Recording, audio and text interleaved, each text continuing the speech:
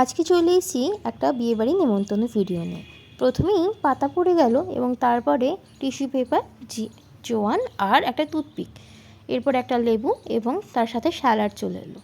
দেখতে দেখতেই একটা বেগনি চলে এলো। গরম গরম বেগনিতে একটা কামড় বসালাম, ভেতরে বেগুনটা প্রায় গলেই গিয়েছে।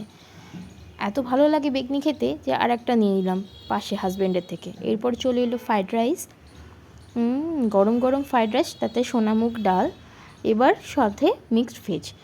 এগুলো দিয়ে খেতে না খেতেই পাতে চলে এলো পাবদা মাছ, একটা ডিম ভরা পাবদা। তারপরে চলে এসেছিলো মাটন। দেখুন মাটনের পিসটা কি নরম।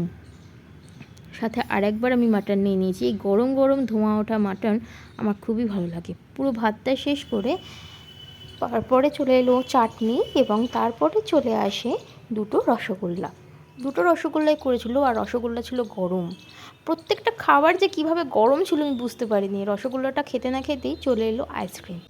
তো আমি আইসক্রিম খাই, আপনারা সাবস্ক্রাইব করে দিন। টাটা।